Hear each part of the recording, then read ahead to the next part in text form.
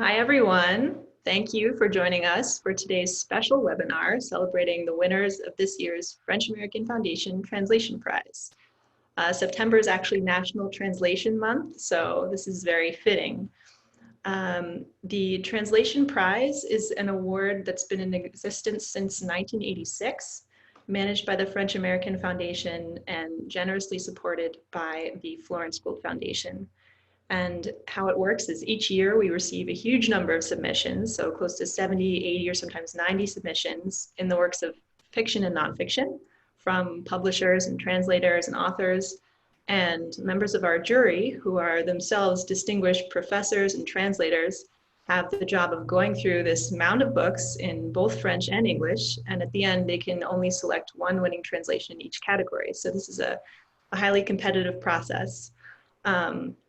And I wanted to quote our longstanding juror, Linda Asher, a former fiction editor at The New Yorker, and she explained that what the jury appreciates in a translation and what she appreciates in a translation is, and I quote, competence in both languages, attention to the argument or plot so that a reader's experiences is not disrupted by missteps or by a tin ear, the matching of rhythms and tones, and a sense that the song of the original has been brought across by a translator who can sing it.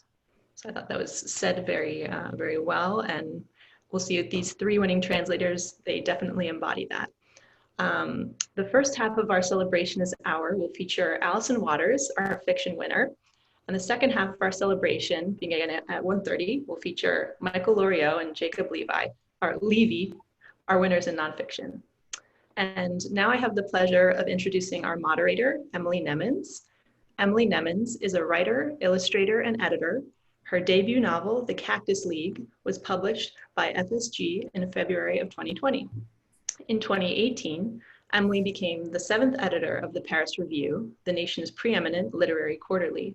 Since her arrival, the magazine has seen record high circulation, published 2 anthologies, produced a 2nd season of its acclaimed podcasts, and won the 2020 National Magazine Award for Fiction. So we're delighted to have you with us, Emily. And before we jump in to have Emily moderate, I wanted to pass the baton to Emmanuel Ertel, who is a member of this year's Translation Prize jury. Emmanuel is a professor of French literature and translation at NYU. And Emmanuel will introduce our fiction winner, Alyson Waters, and say a few words about her translation of the book, A King Alone. So Emmanuel, I will leave it with you. Thanks. Thank you, Katie. So I'm going to introduce Alyson Waters to all of our viewers, participants. I introduced Alyson Waters when she won this prize for her translation of Éric Chevillard's Prehistoric Times 7 years ago. In those 7 years, both of us have let our hair grow long and become blonde, making us prettier than ever. And if you want to make sure that I'm telling you the truth, you can find a clip of that ceremony from 7 years ago on YouTube. On a more serious note, in those 7 years, 10 more of Alyson's translations have been published. So this is somewhat of a milestone year for her. Congratulations, Alyson. Among her many translations of literary fiction are works by Vassilis Alexakis, René Belletto, Emmanuel Bove, Éric Chevillard, Albert Cossery, Hubert Haddad, Yasmina Kadra, in collaboration with Donald Nicholson Smith, Jean-Patrick Manchette, and Daniel Pénac. She has received a National Foundation for the Arts Translation Grant, a Penheim Translation Award, and several bourses de séjour aux traducteurs étrangers from the Centre National du Livre. She has been a jury member for the Penn Translation Award, sits on the advisory committee of the Margelos World Republic of Letters at Yale University Press, was a founding member of the French Voices Award Committee, and sat for 3 years on the selection committee of the Banff International Literary Translation Center in Banff, Alberta, Canada. She was also a mentor for an emerging translator for the American Literary Translators Association.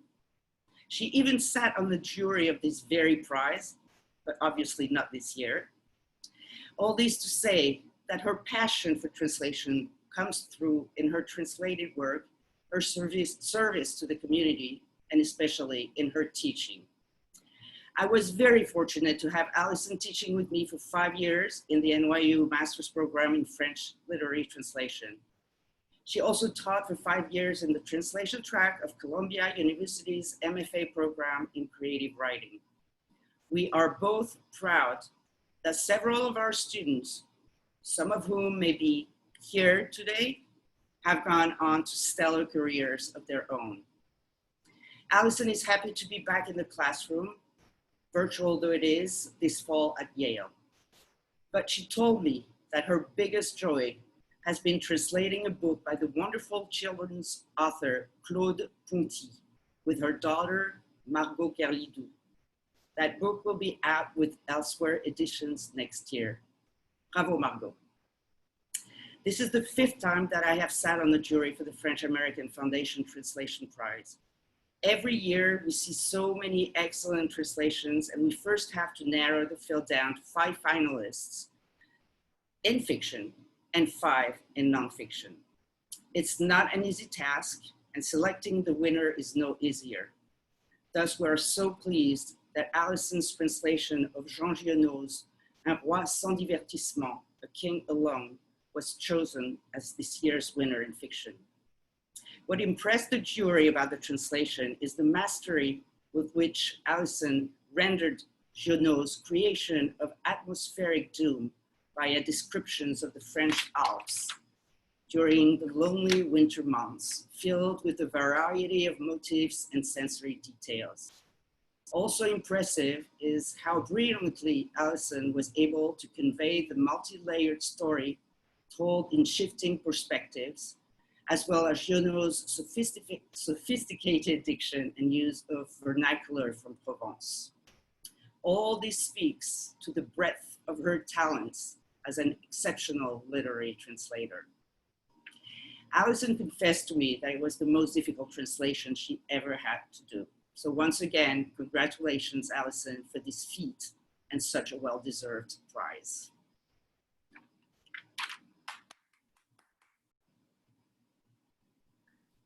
Thank you very much, Emmanuel. I've learned, even on a Zoom thing, not to wear any mascara or eyeliner because I always cry. So this is why my eyes are so tiny. I just have a few, I was told I was allowed to have a few minutes to thank people. And so I would like to do that now very briefly. First, I want to thank Emmanuel for her introduction and to say thank you so much to the French American Foundation and the Florence Gould Foundation for this wonderful prize and for their support of translators and translation over all these years. And thanks in particular to Katie Demali of the French American Foundation for all the hard work she has put into this ceremony in a time of COVID and that awful thing we call Zoom. I'd also like to congratulate the finalists for this fiction prize, all of whom I know, one was even a former student, and to congratulate the winners of the Nonfiction Award, Michael Loriaux and Jacob Levi. And thanks to the members of the jury who worked so tirelessly, some for many, many years, to make this award happen. And this year, they didn't even get that marvelous lunch that really makes it. And thanks to Emily Nemens for agreeing to moderate. This is, of course, a bittersweet celebration. Sweet because despite our physical distancing practices, we can still manage to celebrate. Bitter because I miss so many of you who are here virtually today and with whom I can't raise a glass, as I usually do the very instant I get off any stage whatsoever, virtual or otherwise. Sweet because from all different places and all different time zones, people can be here today. Especially sweet because my mother and my sister, who are in Florida, would not have been able to attend otherwise. Bitter because we are living in hard political and pandemic times, and we don't know when we will be able to see each other again, when we will actually be able to hug each other, see each other's smiles, or meet our friends' new babies and their new grandchildren. Sweet because we have hope that that day will come and we will have slain the double monsters at our door. And now, before I turn things over to Emily, just a few more words of thanks. First, thanks to all my friends, including former students and former professors and colleagues who have taken time out of their busy schedules to be here. I wish I could name every one of you, but please know you are thanked in my heart. A huge thanks to New York Review Books for publishing A King Alone, in particular to Edwin Frank for his fine editing, and Sarah Kramer for all the miraculous ways she manages to pull things together. And to the French Embassy in the United States for their support of the publication of this book and so many other translations from the French. I'd like to thank my friends Agnès Bolton and Françoise Schneider, who nourished me physically and spiritually during the time I worked on this translation and well after, and who on more than one occasion were willing to play with words with me. Thanks to the Banff International Literary Translation Center for having given me in 2016 another 3 glorious weeks to work on this translation and to read parts of it in front of my peers. Of course, a big thanks to my partner in every translation crime, Donald Nicholson Smith. May we commit many more crimes together in our lives.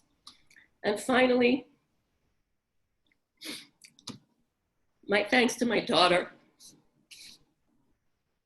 Sorry, honey. Margot Carey-Dew, for everything she's done for me and for everything she is. Thank you, I'm done. Thank you, Allison, and congratulations again. Thank you, Emily. It's a beautiful translation. I will give you a second to gather yourself and offer a bit of housekeeping. There's chat and a Q&A function, and I have reams of questions for Allison, but I'd like to make sure that there's time for folks from the audience to also share some questions about her work and about the book. So I'll be keeping an eye on both of those spaces, and we'll intersperse some questions from attendees. Thank you to Katie and everyone at the foundation for bringing us together in this way. It is bittersweet indeed, but I think this next hour of conversation will be a lot of fun. So Allison, for those of us who haven't watched that video or weren't able to attend in 2012, can you talk a little bit about how you first found French literature and arrived at translation? Well, sure. I started studying French in junior high and fell in love with the language. I also later studied German, Russian, and Spanish, but French is really the only language that I delved very deeply into. I spent my sophomore year abroad, 3 semesters in Paris, fell in love with the city, made some very good friends. Now that's longer ago than I'd like to say, but a few decades ago, let's say. And then when I was in college, and this is true, I was about 18, I knew I had always wanted to be a writer. I realized I wasn't very good, but I loved language and I loved literature, and I just had this epiphany, well, maybe I'll get to grow up to be a translator. And it took a long time, and in between I got a PhD, I had a daughter, but I love the process of translation. I call it yoga for the mind. When you're in the zone, you're in the zone and you don't do anything else. There are no worries on your table about a pandemic or what's for dinner. All you're thinking about is what's the right word, how are you going to make this sentence move, and how are you going to capture that ephemeral thing that we call voice. Does that answer the question? Yeah, so I've heard of translators considering it their own artwork. I've heard translators call themselves imposters in the best sense of the word, that they're mimicking the writer's voice. I've never heard of translator as yogi, but I like that. It is its own art form though. And I guess a question, a big question, and then a specific one is, how do you enter into a new piece of art, into a translation project? And how did you enter into A King Alone? Well, that's two questions. I think you enter into each translation project very differently. Sometimes I was commissioned to do projects, which basically in those instances, I usually read part of the book, but not all of it before I accepted it. Sometimes we need to work for money. But a lot of the times I've chosen the books, which means that I've read them, fallen in love with them, and wanted to share them with people I knew who didn't speak English. I mean French, no, English they definitely do. A King Alone is a very, it's an outlier. The short version is, Jill Schoolman of Archipelago had asked me, would I be interested in translating a book by Giono? And I said, absolutely. And so I started reading some things, and I had not read A King Alone. And I read the first 40 pages and I said, this is for me. This is a book that I want to do. And then Jill told me, well, New York Review wanted to do it as well, and that maybe I should go with them. And I said, great. But A King Alone is such an odd book in that it begins as a mystery story, and because Giono read a lot of série noire, a lot of what we call noir in French, I thought I was getting into a really great mystery story, which it is. But it's so much more. But it's so much more, and what starts out as being fairly, I could never use the word straightforward for this book, but what starts out as being a fairly straightforward for Giono mystery, with all the attendant scenery and the beauty of the beech tree and the things that as a translator you love to tackle. And then it became so much more, with so many layers of narrative voices and so many different tenses. And I didn't know what I had gotten into. Wait, so you said yes after 40 pages, because it gets real wild around page 90. Yes, because the writing, even if it took me, this is the embarrassing thing about this book, and I always block it out of my mind because I just hate it. Giono wrote this book in 6 weeks. It took me over 2 years to translate it. So there's something disproportionate about you got it done. That's what matters. Well, you got it done, but it's like, yeah. So, but once you're in it, and then once you're out of it, which is now, I actually translated this book, I would say, finished my second draft about 4 years ago. Mm-hmm. So it's a little bit distant now. I've had quite a few books come out or been working on since then.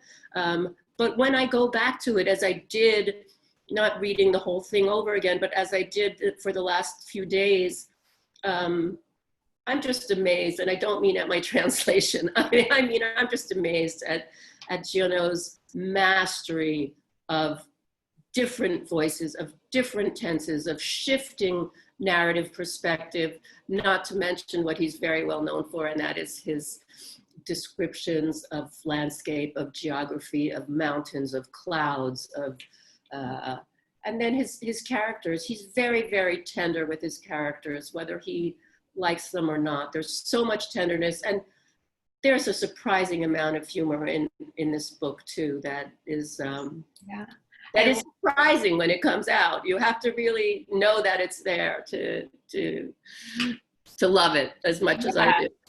I loved it. There's this big snowstorm coming in, and that landscape and description of nature and the weather was so well done. But then he has just a line about all the people piling into bed. Maybe it's 2, maybe it's 3, maybe it's 4 or 5. And I laughed out loud to imagine this sort of, house party of everyone trying to snuggle up and stay warm. To drill down, if you don't mind, into craft, Alyssa York asked, and I was wondering as well, you touched on this, how do you approach verb tense in such, such a complicated narrative? There, part of the book is hearsay, part of it is, at the end of the book, there's a whole section from Sausage's point of view. Maybe you can sort of describe the complications and how you address them. Well, you approach it very, very, very carefully. When I don't want to get too technical, but as we know, tenses in French and in English don't always match up, and French often uses a historical present, which we normally would translate as a past.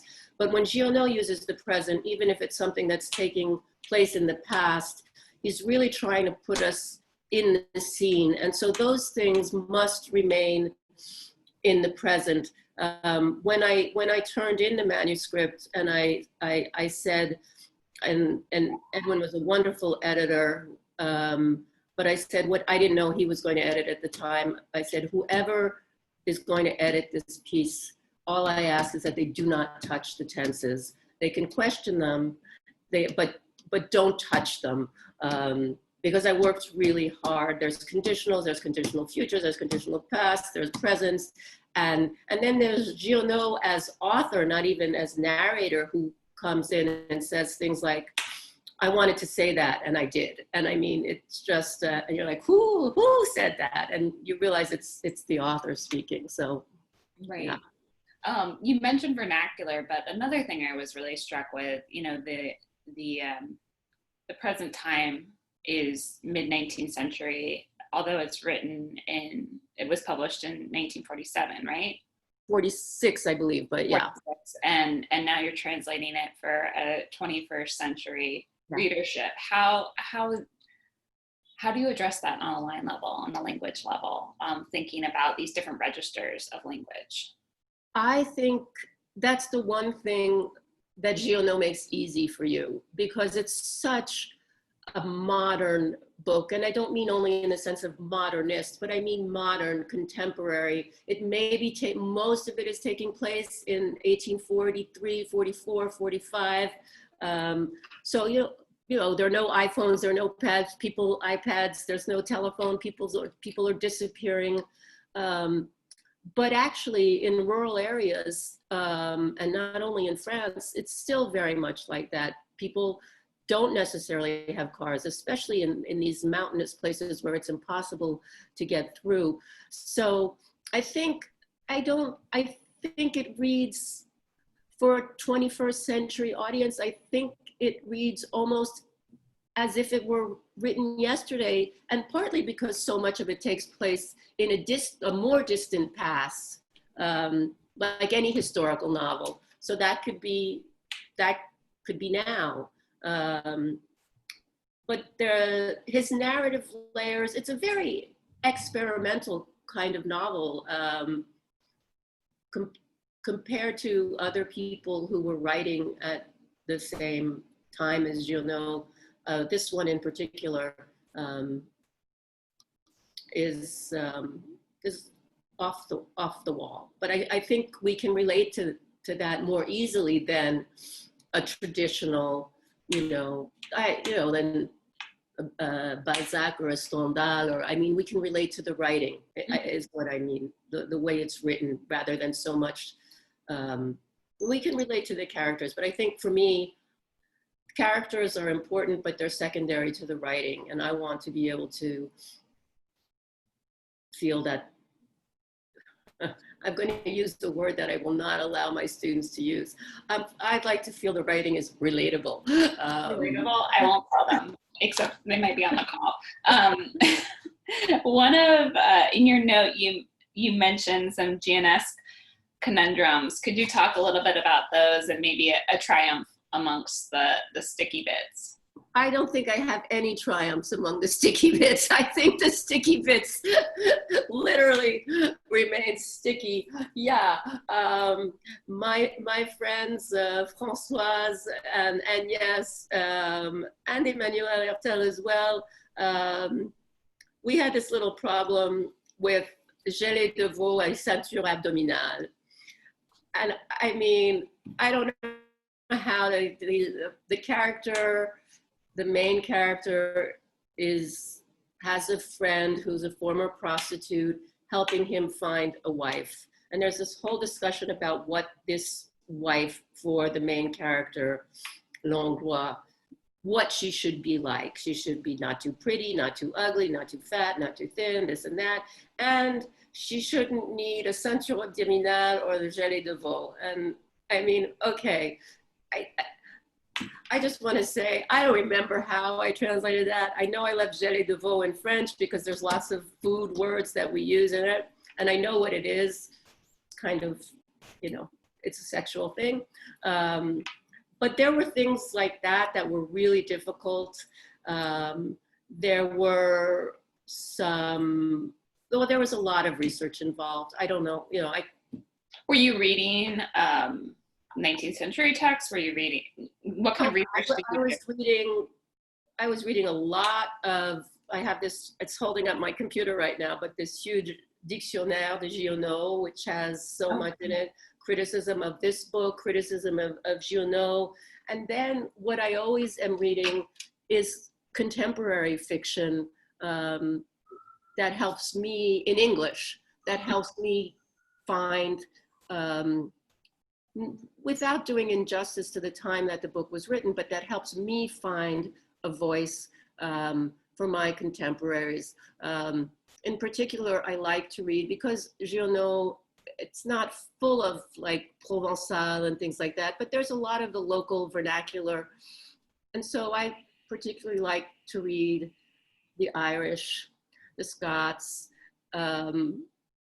people whose English, you know, is not our English. And they help me see how far we can push English. And I find sometimes, maybe because American is a little bit too familiar to me, that when I read someone like Roddy Doyle or John McGarren or Edna O'Brien, or even, you know, someone like Denise Mina, who writes mysteries that take place in Glasgow, that those are voices that really will help me push English in a way. And I don't say there aren't American writers who push English. I could name many, but that's how I like. Reading in English is really as helpful, if not more so, than reading in French for me. That's great.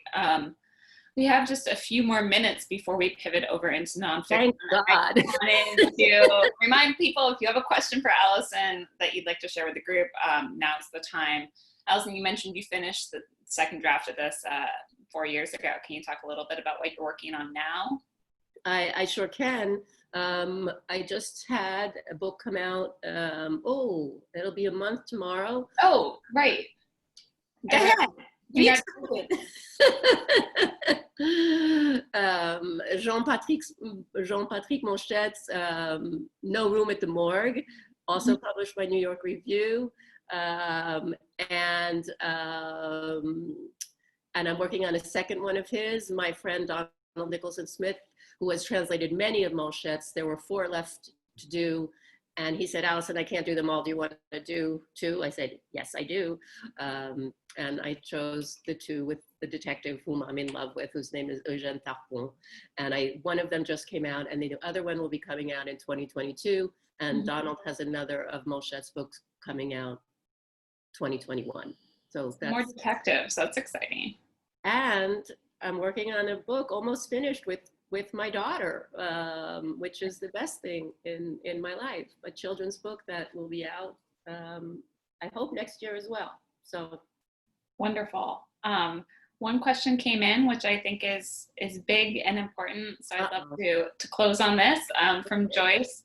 She was wondering, what do you think the most important quality a translator should have? What's at the center of it? Joyce knows the answer to that. And it's love, honey. It's love. It's loving what you're doing, whether it's the book you're translating, the students you're teaching. I think that's very important. And of course, you know, you got to know both languages. You got to like to read. I don't know. There's so many things that, if I said, what's the most important quality a writer needs to have, you know, and time. time. That's not a quality, but it's something that we need. So Certainly. Well, congratulations again, Allison. It was a wonderful book to read, and I encourage everyone to pick up both The King Alone and your new project. So thank you, congratulations. And thank you, Emily, for reading the book. it was my pleasure. I will pass the webcam over to Esther Allen. I will go away. Hello. Can I ask Jacob and Michelle to also show their faces? Jacob and Michelle, please. Can we see you? Yes, I hope so. Okay, there. Good. All right, so it is my pleasure to introduce this marvelous book by Marc Crépon that Jacob and Michelle have translated. Books have their fate, they say, and Marc Crépon's Le Consentement Meurtrier was published in France in 2012. But for those of us gathered today, its more compelling fate was to appear in English in the United States in 2019. That, of course, was just a few months prior to the onset of a pandemic that has already resulted in more than 200,000 excess deaths in this country and seems likely to give rise to many more. In 2019, of course, the country was already in the midst of a large-scale ongoing nationwide movement against the brutal policing and carceral practices that have taken the lives of so very many, particularly in our African-American communities, immigrant communities, and other communities of color. In 2019, we in the USA were also experiencing our unique national epidemic of gun violence that for over 3 decades has routinely claimed more than 30,000 lives a year, a death toll that sets us apart from almost every developed country in the world, but that is accepted and normalized here by many politicians, institutions, and individuals. As Jacob Levi and Michel Loriaux realized when they set out to translate it, Crépon's book, whose title they translated as Murderous Consent, is profoundly necessary and relevant in this country at this moment. It is the fate of Crépon's book to powerfully embody and elucidate a painful awareness that large numbers of people here had already arrived at. The aforementioned deaths occur because we consent to them, we accept them. A central question in Crépon's introduction, and here I'm quoting their translation, how do we judge the compromise between violence and silence or indifference? Is closing our eyes and plugging our ears not also a way of participating in murder? Is only a slightly longer version of a slogan we often see scrawled on walls across the USA, white silence equals violence. Crépon argues that we consent to the deaths of others because our own unconditional attachment to circumscribed communities leads us to see those outside them as somehow expendable. He argues that, and here again I'm quoting, the problematic of murderous consent allows only one point of view from which the articulation of morality and politics becomes possible and tenable, the point of view of the world as a whole. It's that perspective of the world as a whole that translators seek to advance, allowing us to read beyond conceptual and linguistic barriers and national borders, which is why it is a particular pleasure today to honor Jacob Levi and Michel Loriaux, whose meticulous work as the translators of Crépon's extraordinarily timely book has been awarded this year's French-American Foundation Translation Prize for nonfiction, for which I had the privilege of serving among the judges. Their translation gives readers here an opportunity to move towards that point of view of the world as a whole that Crépon argues for. And now let me introduce them before turning them over to Emily. Jacob Levi is a scholar and translator of 20th century European philosophy and literature, and also a PhD candidate in the Department of Comparative Thought and Literature at Johns Hopkins University, and a graduate of the École Normale Supérieure. He is currently in the final stages of a doctoral dissertation on Jewish intellectuals in Paris during the 1960s, entitled The Adventure of the Book Jabez, Derrida, Levinas. Jacob's research focuses on the history of phenomenology, philosophy of language, and modern Jewish thought, and his work has appeared in journals including Modern Language Notes, Implication Philosophique, and Europe Now. He has also translated texts by philosophers, including Jean-Luc Nancy, Alain Badiou, and Jacques Derrida. And Michel Loriaux, co-translator, is professor of political science at Northwestern University and founder and director of Northwestern's French Interdisciplinary Group. He also directs Northwestern's Paris program on art, literature, and contemporary European thought, which is offered in partnership with the University of Paris Sorbonne Nouvelle. He's the author of European Union and the Deconstruction of the Rhineland Frontier, and other works relating to European unification. And Michel also translated into English Marc Crépon's The Thought of Death and the Memory of War, which was published in 2013 by the University of Minnesota Press. It's a pleasure to meet both of you here in this, under these somewhat adverse circumstances. It would have been much better at the Century Club, but it's lovely to meet you both, and I'm turning things over now to Emily. Thank you, Esther, for that kind introduction, and congratulations, Michelle and Jacob, on this prize. It was, it's well deserved, and it was a fascinating and such a timely read, I'm sure. I'd like to hear, maybe to start, how you arrived at this project and working on this project together. Jacob, let's start with you. Thank you. The very kind introduction and description of the book, which is quite flattering. And I've got to agree that this book is extremely timely. But what's so uncanny about the project is that we started translating it before Donald Trump walked down the escalator, before COVID meant anything, before Covfefe meant anything. You know, this book was written and translated in a world that we now look back on almost nostalgically. So, I mean, I've been really struck by how relevant the themes in the book are now in a way that Crépon was able to telegraph almost 10 years ago in really an uncanny fashion. How we got into the book, for me, I come at this book a little bit too close to the process.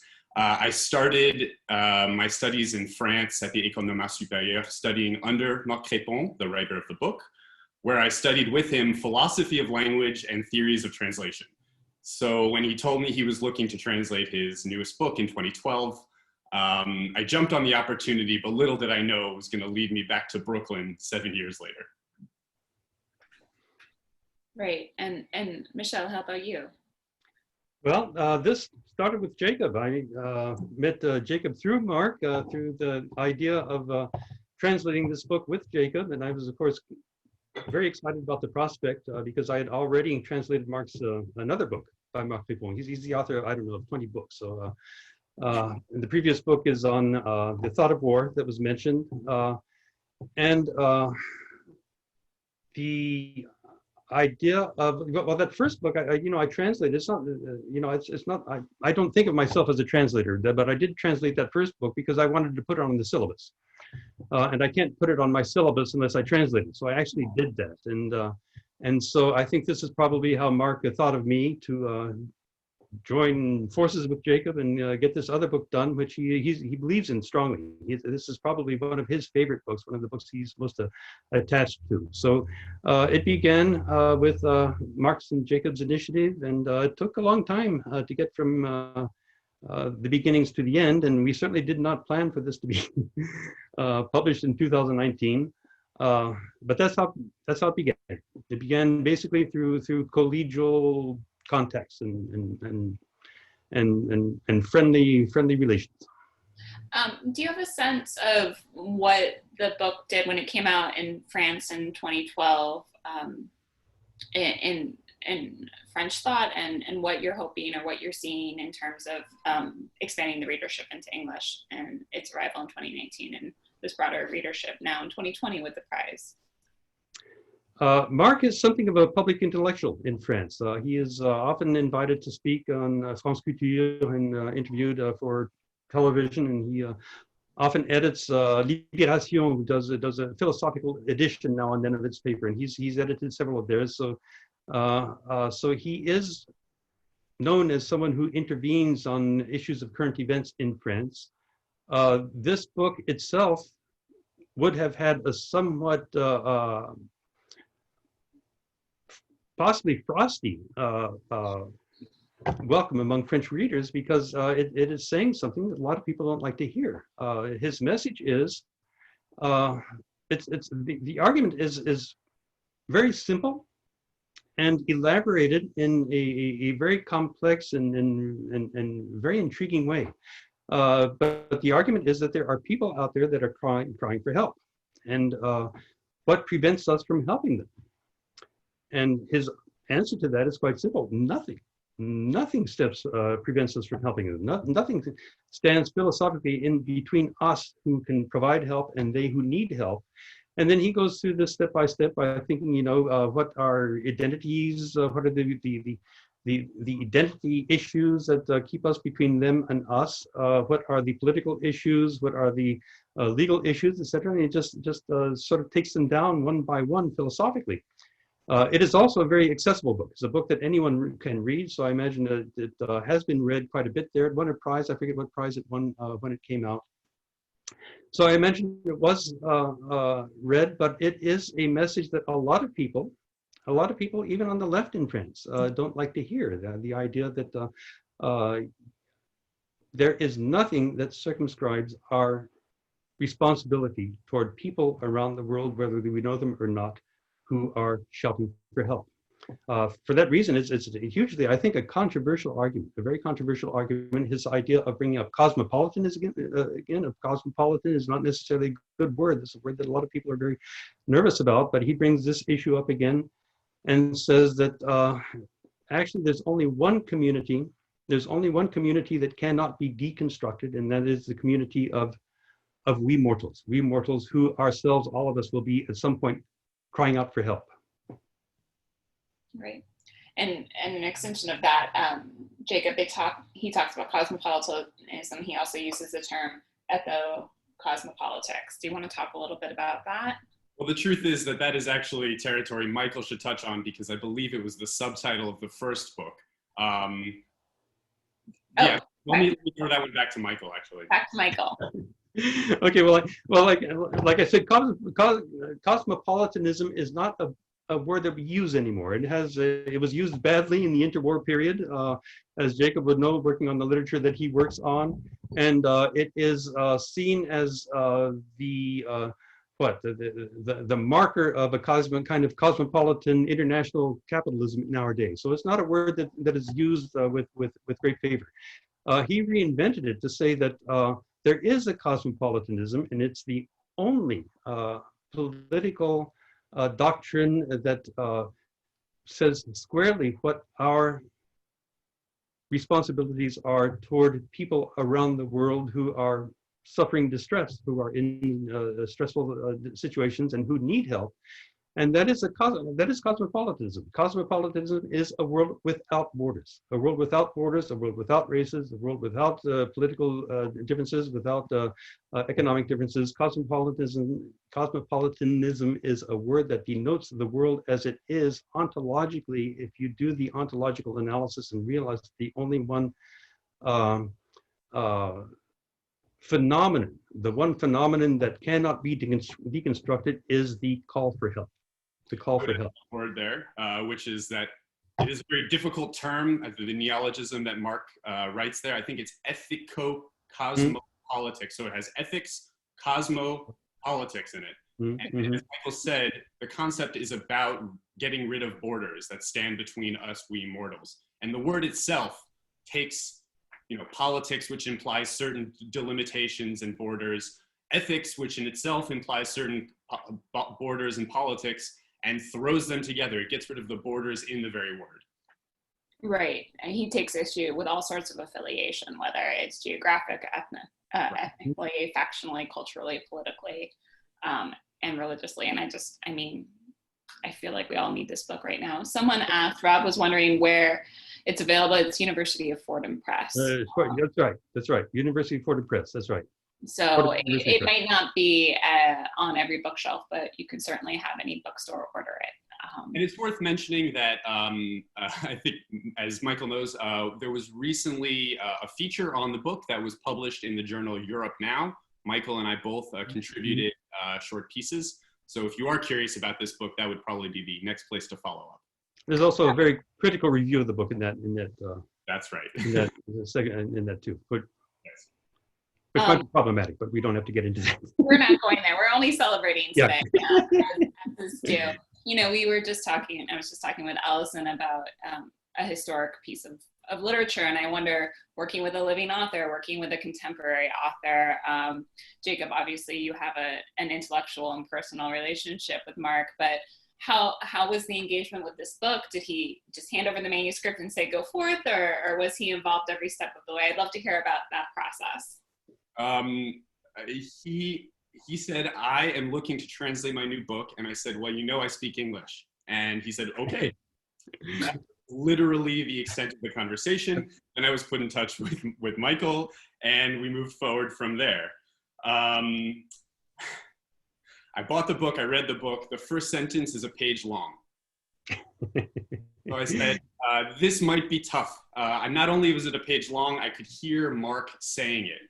I believe at the beginning of this Zoom, it was mentioned that one of the criteria for the prize is that a good translation is one the author can sing, which a lovely little Rousseauian note. But if you can hear the author singing too well, it can sort of cloud out what you're trying to do. So on that level, I guess there's some degree of anxiety of influence that I had to deal with in doing this translation. And I have to give Michael a lot of credit for kind of ironing that out of me. You know, I really wanted to keep that first page one sentence. And Michael no. Yeah, we did go back and forth on this. First of all, on your question, Mark had nothing to do with it. He has not read the translation, and I doubt if he ever will. But he is happy that it was translated. But he has a style in French that is very clear. He writes clearly in French, and yet it's a very elegant style. And the issue that we wanted to communicate to readers is that there is clarity here, there is elegance here, but I mean, there are different standards. I mean, he has French standards of elegance and French standards of clarity, and that we have to translate these into American English standards. So we decided that in view of this ambition, there are certain things we have to do. Any sentence that is 10 to 12 lines long is going to be cut up. Every verb that is in the passive voice is, to the extent that we should be doing it and can be doing it, is going to be turned into the active voice. And then the future anteriors, for which are frequent in the French, we just turn those into plain old English presents. So we wanted to put, subject, verb, object, sort of make it very readable, but in a sense, it captures the ease of reading in the English that you find in French, despite the fact he has long sentences in French. It is very readable, a very readable and very accessible book in French. Mm-hmm. We have a few more minutes and I have a lot more questions, but I just wanted to remind the audience, if anyone has questions for Michael and Jacob, please do chime in. Both, Michael, the first thing you said is you're not a translator, and Jacob, you just said, I speak English. So it sounds like, translation is a secondary vocation for you both. Is it something you'll pursue, continue working in?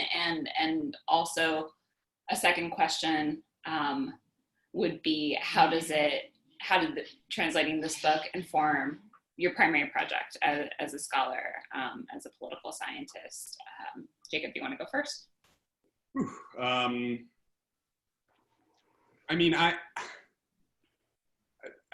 Translation is really very central to all of my work. I believe strongly in, I believe the Umberto Eco quote that translation is the language of Europe, and my research in European politics, history, and philosophy cannot avoid that question. And I hope, and I sincerely hope to continue working in translation as I have in these last 5 or 6 years into the future.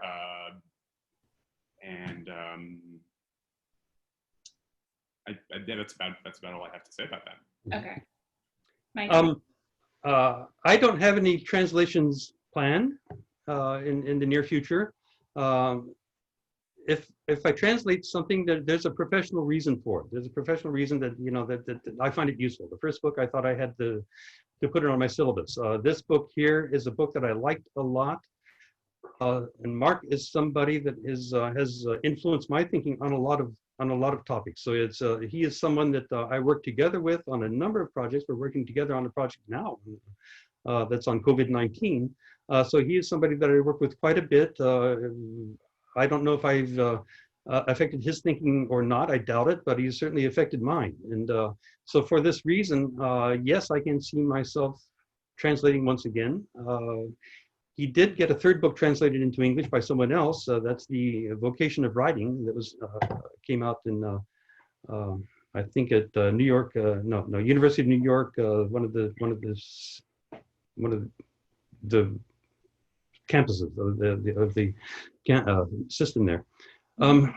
I could see it doing it again, but it's not something that I would actively pursue at this point. Not for the pleasure of just translating.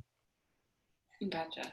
Can you talk a little bit more about that COVID project, or are you not one to not talk about works in progress? Yeah, I'm happy to talk about it. It's a reflection on COVID by faculty and graduate students at my university, Northwestern, and his university, Normal Sud.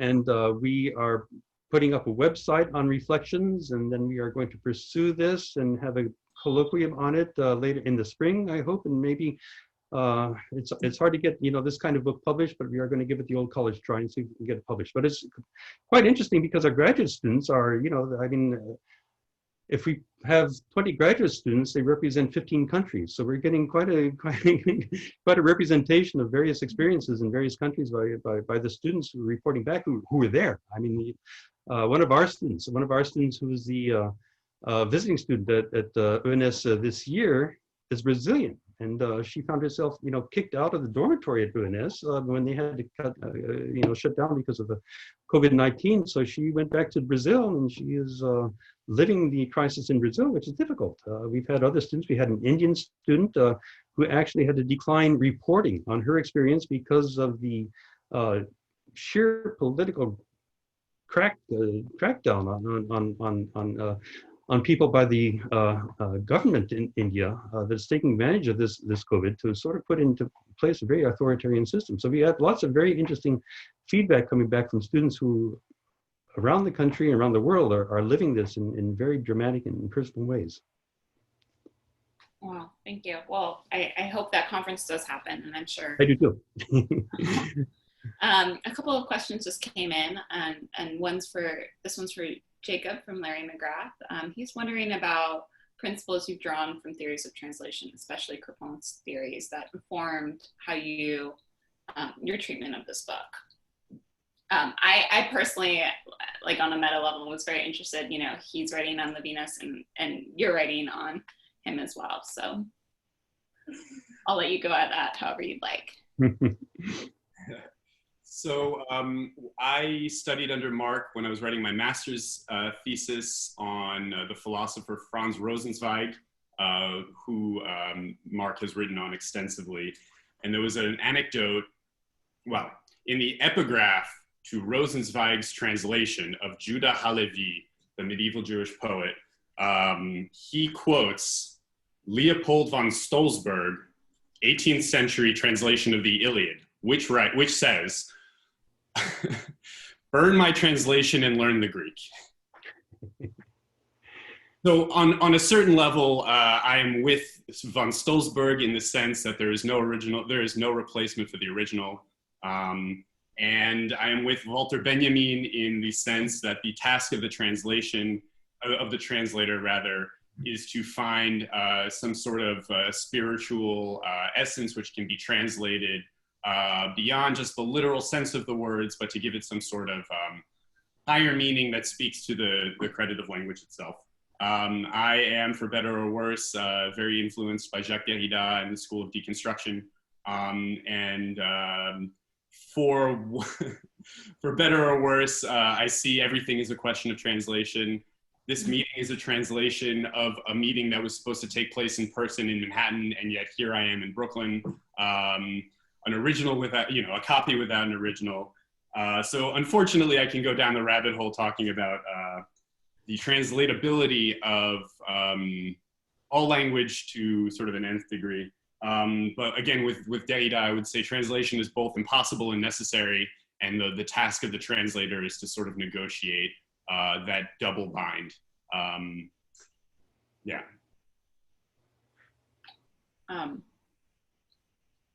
Fair enough. We asked about Michael's work and his current project. I'd love to pass you the mic a little bit to talk about what I think is the home stretch on your dissertation, and that's your next big project, and hopefully a book becoming a book soon thereafter. My dissertation is The Adventure of the Book, Jabès, Derrida, and Levinas. And the project is about these three very prominent Jewish intellectuals, Edmund Jabès, the Egyptian poet, somewhat less than the other two quite well-known philosophers.